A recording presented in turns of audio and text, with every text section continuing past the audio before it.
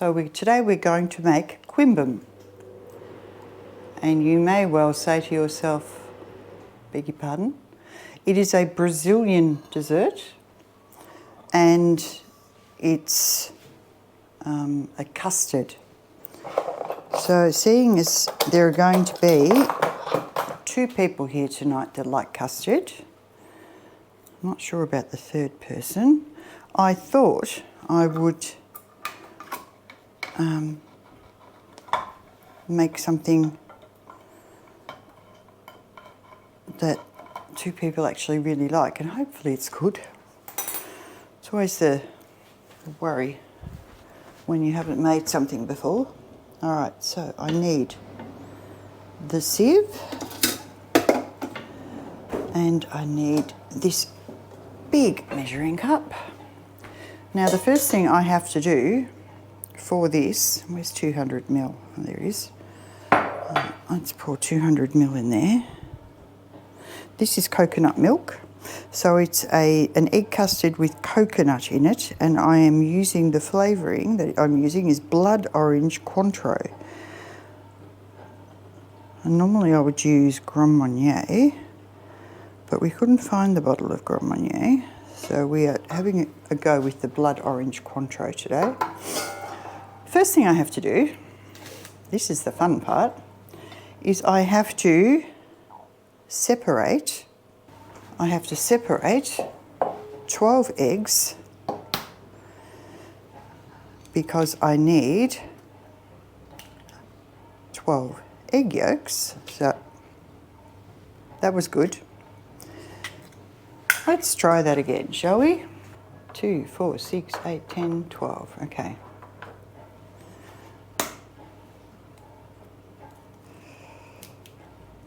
$12 egg yolks, and I have to sieve them because apparently if you sieve them it takes the skin off the yolk and has less of an eggy taste, which I've never heard before, but we'll give it a go because you don't really want an eggy taste in your custard.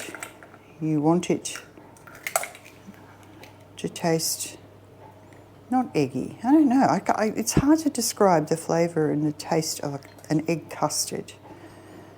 So, yolks in there, eggshells out of the white. So it looks like I'll be making something with egg whites. I'm thinking maybe coconut macaroons. I do quite like a coconut macaroon.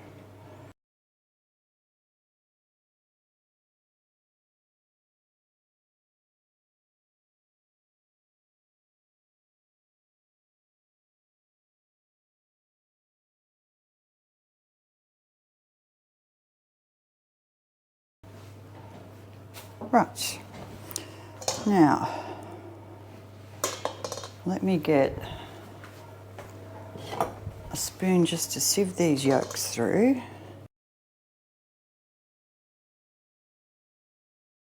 And I'm going to rinse that straight away, otherwise we know what egg yolk is like to get off.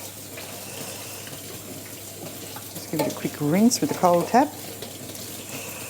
It'll help it get clean later. Okay, so I have here 12 egg yolks separated, and to that I'm going to add 50 grams of shredded coconut. Okay, 50 grams. Where are we? 1, 2, 3. There we go. 50 grams of shredded coconut. Thank you. Oh, I love the smell of shredded coconut. So we have the 12 egg yolks sifted. We have 50 grams of shredded coconut. We have a cup of sugar. We have the coconut milk.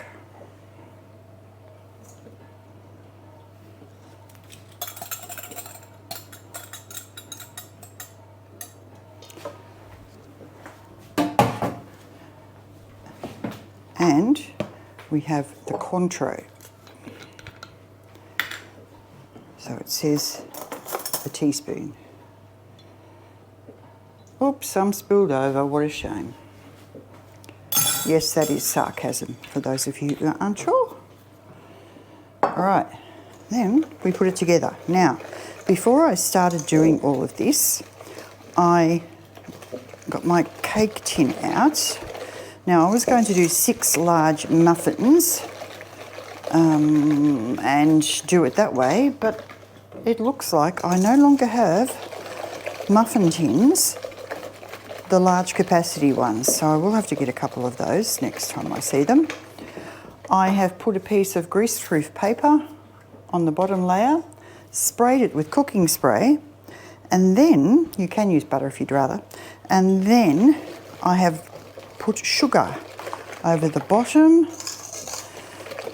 and the sides of the container.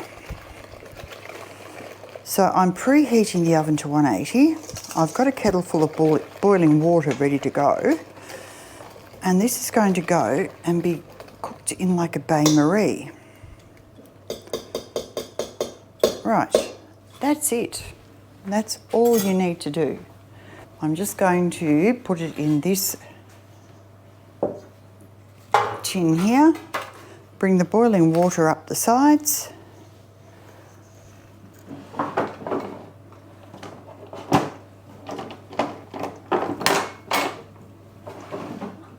and pour this in, not wasting any of the coconut. Now, from what I can gather, the coconut forms the base. So it all sinks to the bottom, and it's meant to, because that becomes the base of the custard. Now, you always pour boiling water in, otherwise the heat is used to heat the water rather than cooking the actual custard.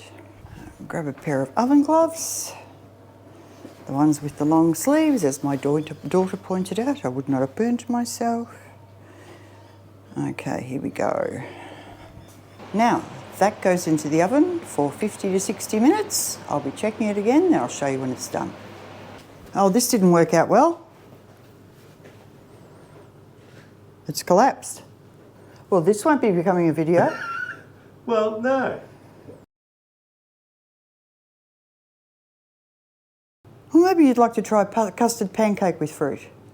So that didn't go as planned. So one side is still up, the other side's collapsed completely, and I've got the feeling I left it in the oven too long. It should have been in there for 50 minutes, not for an hour, because it started to pull away from the sides. So that's what I'm assuming. It said it will break if you try and take it out when it's hot, so who knows. We're still going to try eating it and see what it tastes like. Fingers crossed.